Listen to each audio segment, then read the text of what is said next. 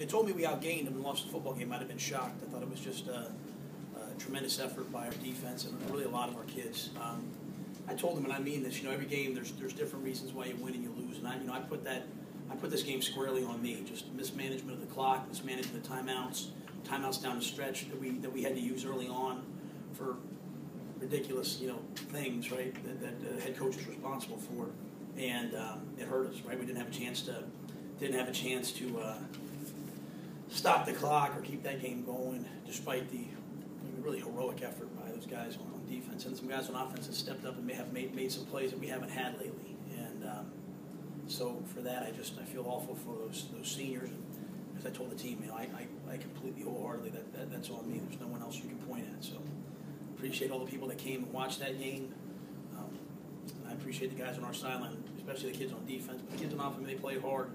We had some chances maybe to score and make some touchdowns, and didn't do that. So it's a good team. It's a team that I think has scored 40 points a game in the last 4 or 5 games, and credit to our defense. They really held them to 7, right? I mean, we turned the ball over on the 3-yard line, but 14 total. So we'll pick ourselves up off the ground and get ourselves ready to try to go get bowl eligible next week against Tulane. And I think we'll look back at the end of the year and see 3 or 4 games that were a touchdown away, or I think that's 3 games now we've lost by.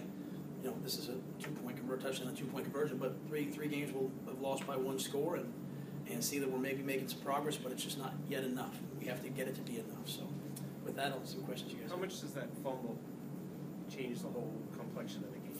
Yeah, it's funny. I mean, we sometimes when you're not playing well on offense, you try to be more aggressive. Sometimes you try to be less aggressive. And early on, we were going to try to control the clock and run the football. We just couldn't. Right? We call them inside run plays, just weren't really knocking them back. So we tried to get a little bit more aggressive, and we threw the one throwback post. We hit Penn State against it, and we it was down the field. So maybe people thought it was pass interference. We called it again from another formation, and we just kind of turned 2 guys loose. And 2 guys just kind of came at PJ, and he was trying to throw the ball away. Credit to him, right? So he's trying to learn from his mistakes, and as he's trying to throw the ball away, it fumbles, and changes everything really. And then the score right before the half. I was hoping that we would not repeat Penn State, that we got the ball back and we'd be able to run the clock out and maybe score, maybe not. So both those touchdowns really, and that was it. So, but the turnover, we're not going to win when we don't get turnovers. And then we turn the football over and we don't get points, right? We end up missing the field goal, and tried to be aggressive on 3rd and 1 with that throwback to Colin, and looked like maybe it was there, maybe it wasn't. I don't know, but yeah, that turnover is hard to win when you have those. What was the thought process in the 4th and 1? I saw you and Marcus kind of talking about it on the sideline. You kind of at the last second made the decision to go with the field goal. What was the? No, I knew I was going to go with the field goal. I mean, that's all me. I made the decision. Marcus calls the game. I said on 3rd and 1, I wanted to throw back to Colin. Right, I wanted to sprint out one way and throw it back. We'd called it earlier in the game from a different formation, and it was there. And I just didn't know that we would score or not if we got the first down. I wanted to try to be aggressive and go for the home run and hit them when we had a chance. And we called it, and it wasn't there. And I just said, I'm going to kick the field goal and have it to be a 1-score game at the time. So now, and then we don't have to go for 2 or anything like that. So, I just didn't think they were going to score against our defense. I watched them. Sometimes your defense is playing well and getting a bunch of turnovers, and sometimes you're just saying to yourself, they're not going to move the ball against this defense today. And it was one of those cases. And so I figured, we make that 14-9. It's a 5-point game, and I just kept waiting for the defense to get a turnover or something, strip sack, and win the game that way. So, but that's completely on me. That's my decision, and I'll probably stay awake tonight saying, should I have gone for it in 4th and 1, to be quite honest. But just thought making it a 1-score game was the best way to play. With how well your defense has played over these last few games, and the offense hasn't been able to put points up on the board, do you feel any frustration coming from your defensive players that they're going out there playing this well, and the offense just can't get points forward? I think they've been unbelievably supportive. You know what I mean? I think they experienced it the other way last year. So, and I don't think we ever turned on each other last year. So I don't see them turning on them at all. I see them just playing, right? And the defense just kept saying, hey, we have to get the ball out. We have to score on defense. We have to turn the football over. And now those guys have stayed, they've stayed together, which is a good sign. Coach, I think you guys have used 6 different offensive line combinations in the last 6 games. How's that affected what you're trying to do both in the running game and the passing game? Well, it's not good.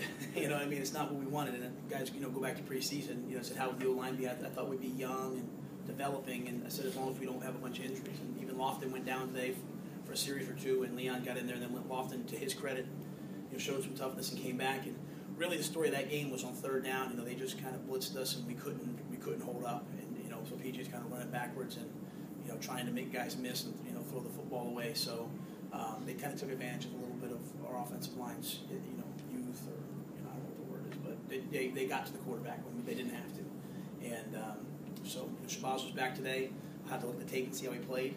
I thought late in the game we had a couple runs. Kenny popped that run where it started to come, but really what we need is you know we need to just get the running game established a little bit. You know, I think we had 20 carries for 2 yards, so we were trying, you know, but it just wasn't hitting weight. It should. Can you talk about some of the missed opportunities you guys had today? Well, I think, you know, we hit the one throwback and we, you know, got the ball with a free runner, you know, hoping maybe, you know, we get down there, score a touchdown either on that play or the plays after that, and we ended up with, you know, field goal. Second time we had the ball down the red zone with a field goal.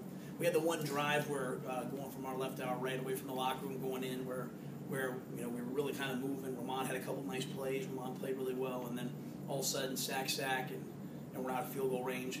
And then really the you know the field goal at the end, right? Missing the field goal and not you know not being able to get that thing going. So I think those were probably the missed opportunities. Which if you don't change anything else, if you score touchdowns instead of field goals, which we were doing earlier in the year, you know it's 28 as opposed to you know 12.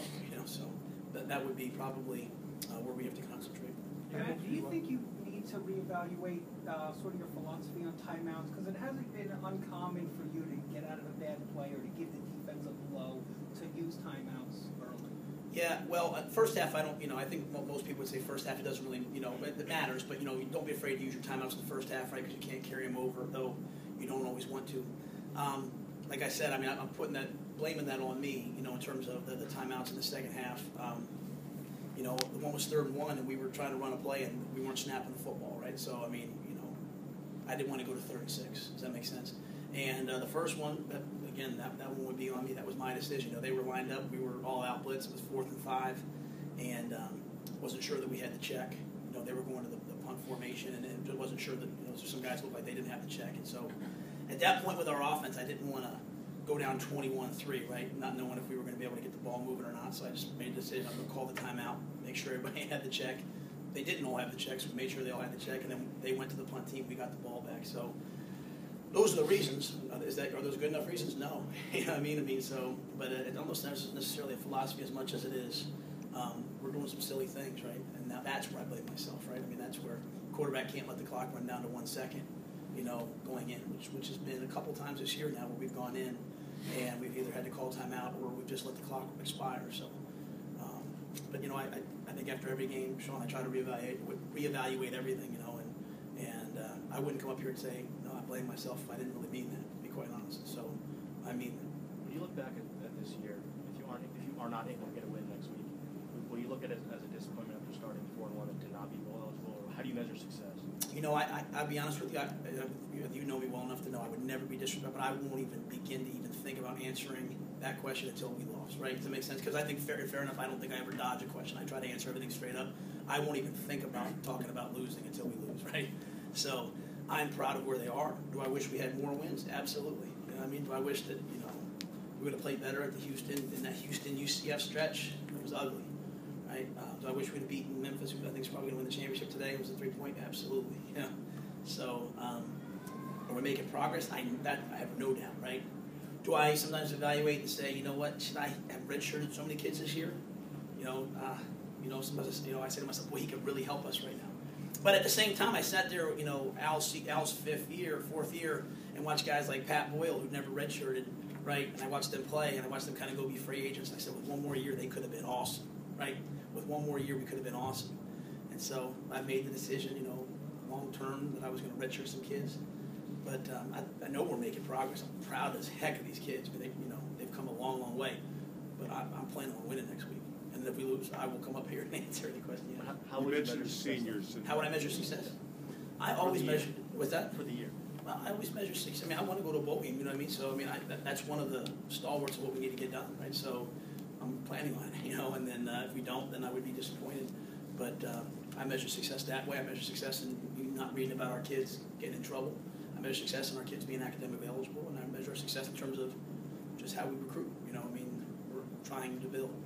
I think from the start, I've never told you I wasn't one of those guys who was going to come in here and try to win in 2 years and get another job. Like, I like this program to be rolling forward. So losses like this can be painful. You know, they're really painful. But I'm also looking at that defense. That a lot of guys were writing a lot of things about that defense last year, and the same kids, for the most part, the same kids are out there playing their tails off. Now, offensively, taking a step back, and it bothers me. But you got to go just get them right, you know, and make the same step on offense, and hopefully special teams, and just keep moving forward.